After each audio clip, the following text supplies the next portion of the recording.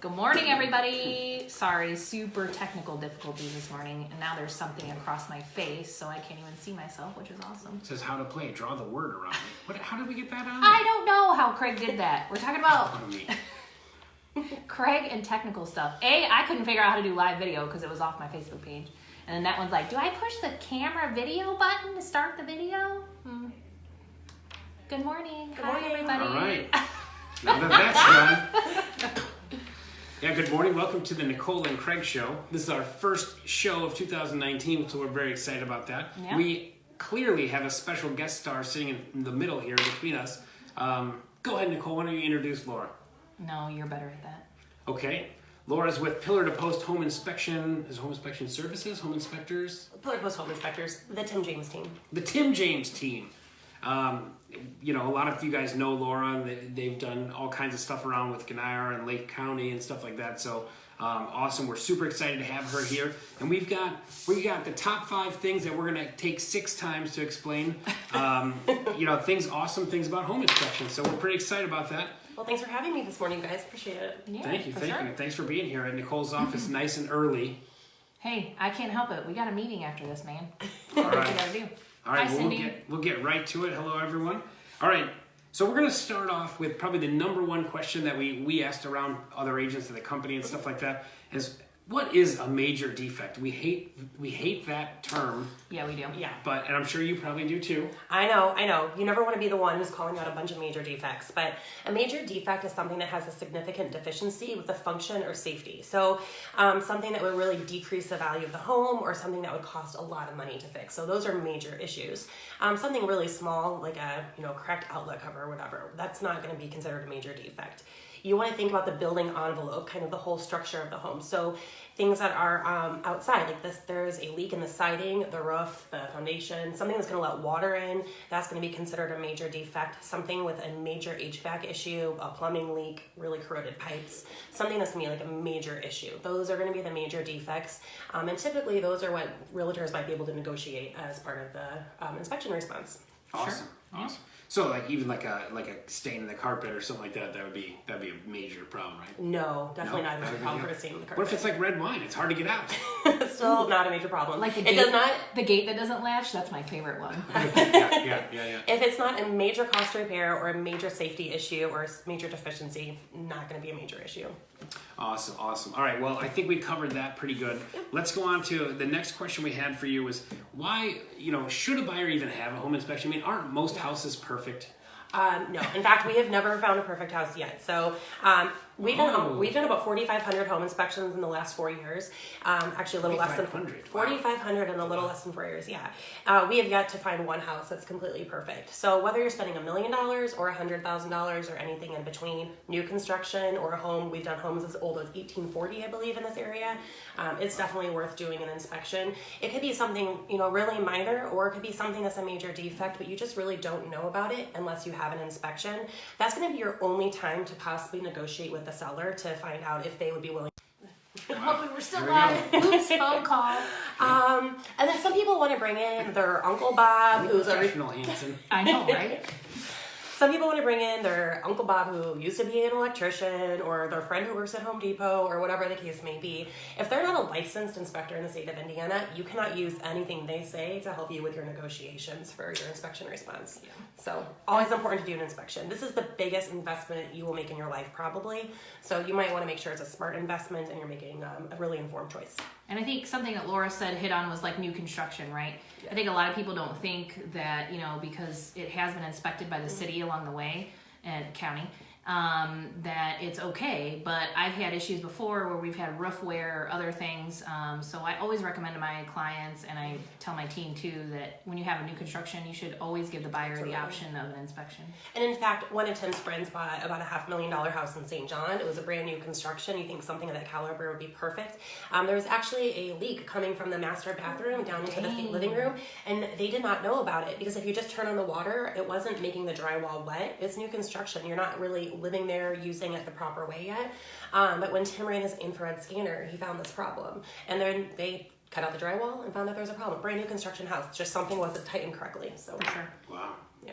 Excellent. All right. Let's skip to 4. you want to skip We should the do that floor? one last. Okay, yeah, sure. we'll save the best for last. All right. The most fun. All right, now let's see. So, what is like the scope of a home inspection? What exactly does it cover? Okay, so standard home inspection is going to look at everything top to bottom, inside and outside, the roof, foundation, plumbing, HVAC, electric, doors, windows, outlets, appliances. It's pretty standard across the board that's what a home inspection should cover, whether it's our company or any other inspection company. There's other tools and other services you can provide above and beyond that, like using an infrared scanner, doing radon testing or termite inspections. But across the board, that's going to be your standard visual inspection.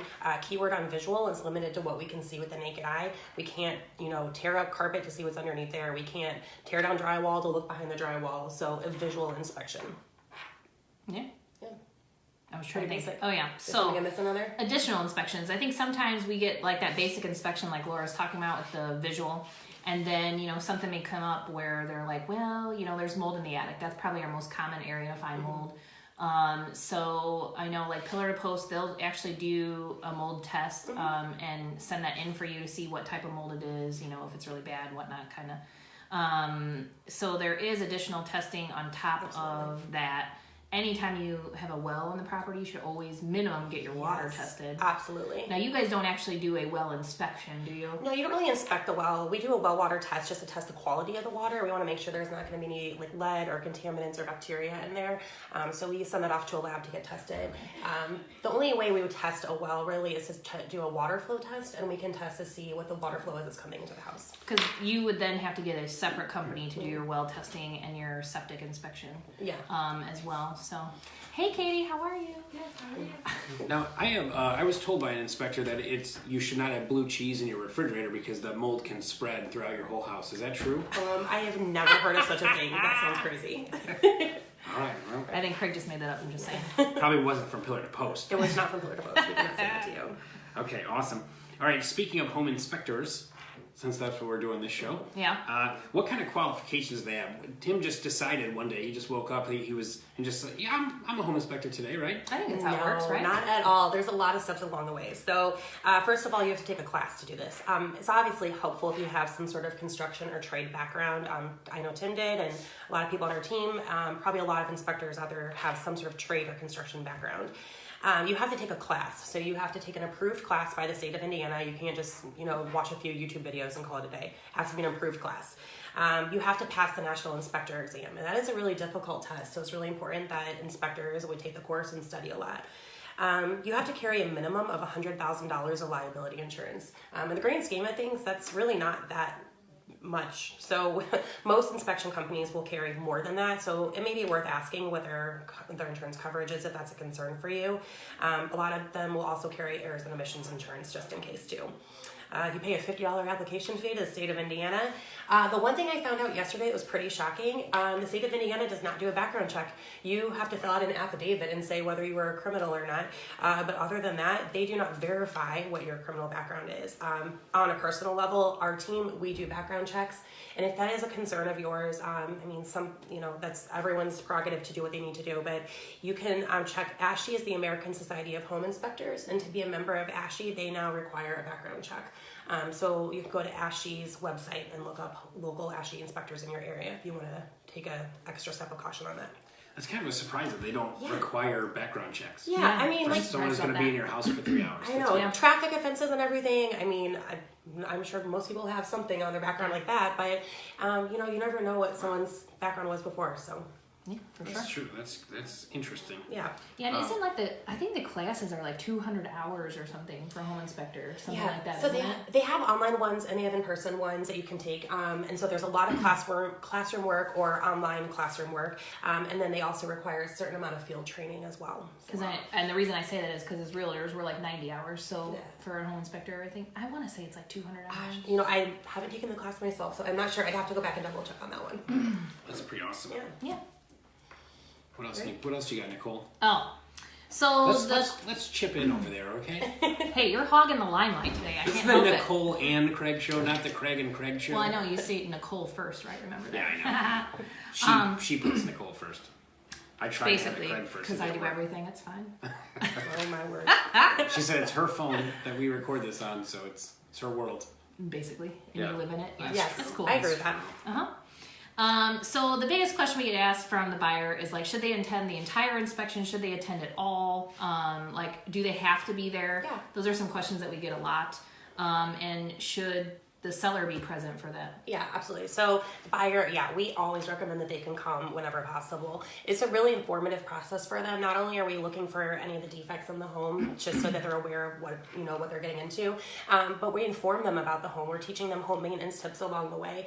And it's also really great to be there. So if there is something major that comes up, a major defect, it's a lot easier to explain it to them in person and show them what the issue is versus them reading it on paper and then they're freaking up like, oh my gosh, my house is falling apart. No, it's not. It's pretty simple. All of our guys really pride themselves on just kind of calming down the clients and being really low-key about it.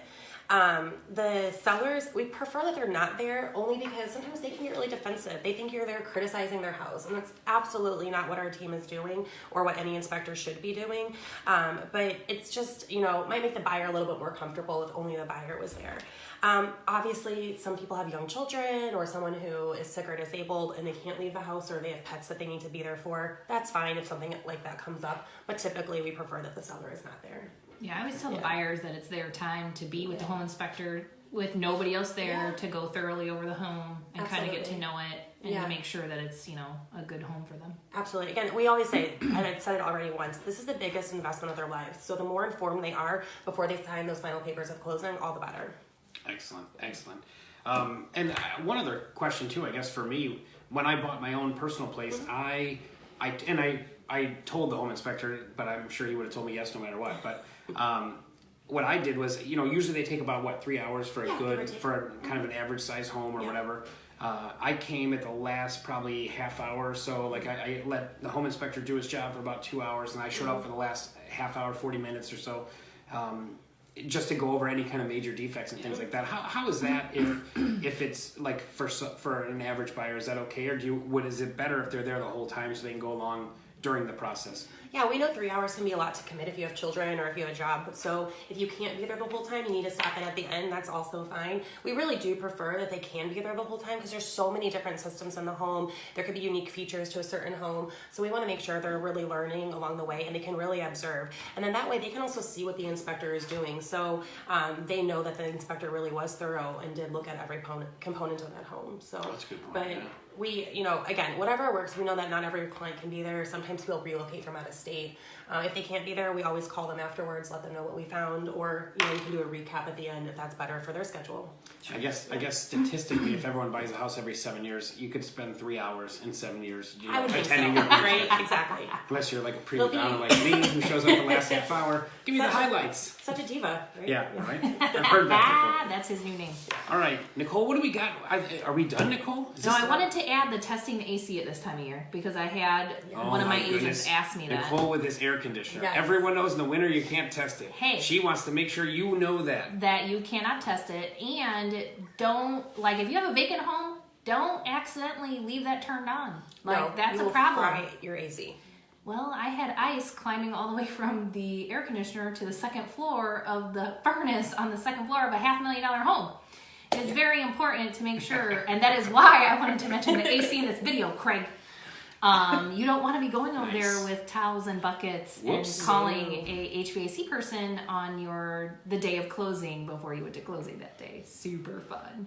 Yeah, absolutely. That's so important. You certainly you should not be keeping those on. Even the smallest amount of moisture or anything getting into the AC unit at this time of year will fry the coils, fry everything inside there. You cannot turn it on unless you've historically had multiple days in a row of it being 60 degrees or warmer. So. Yep. All right. Well, that was one I had. So the last question, the fun one. The fun one.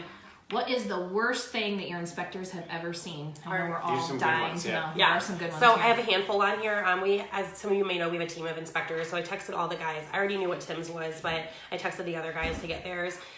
So Tim, he had a home that was an as-is home. It had been vacant from basically some hoarders had lived there before, and then it was vacant.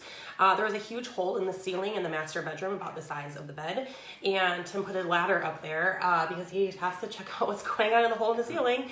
And there was about 4 giant raccoons. He said the size of dogs that basically surrounded his head. And Tim's like, I didn't even climb the ladder. I jumped off the ladder. So That was a funny one. Yeah. That's So good. he I like also that one. had a home in Lakes of the Four Seasons that had a foundation that was basically pancaking, he calls it. So all four walls and posts and beams, everything was kind of, he said, smiling it. So everything was kind of curved in and bending. Oh, and he was like, great. this home, all the other stories are about to fall down on this. So Brett, our senior inspector, Brett had a home that had a bunch of packing peanuts in the ceiling. The previous Instead of owners insulation. put in, instead of insulation, they put in packing peanuts everywhere as soon as he poked his head up in the attic access. That's something to do with the packing peanuts you get from your Amazon boxes, Yeah, there right? you go. Exactly. No, total safety hazard. Do not do that. Mine would be all bags of air now, right? Right. Right, exactly. What's wrong with that? Yeah. I know.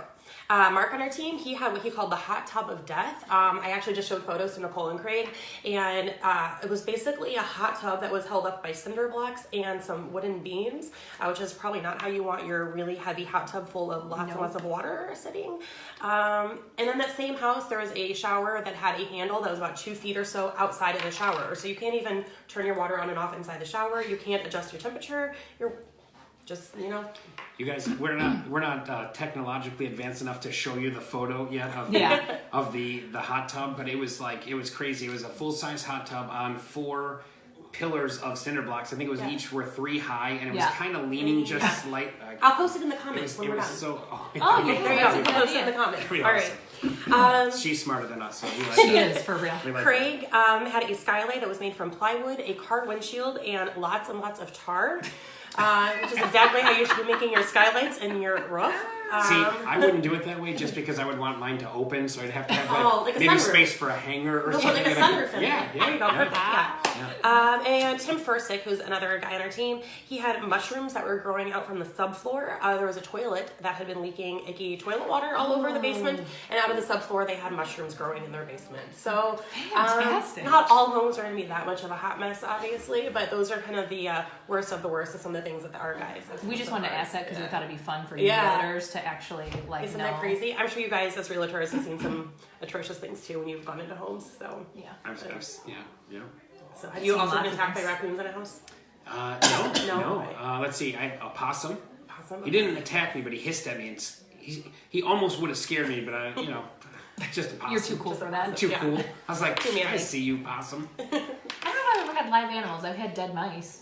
I've seen that quite a bit. Brett also said he had dead cats in a house and yard once. So yeah. So icky stuff. So take care of your houses, folks. But that's why you need a home inspection. Yes, exactly.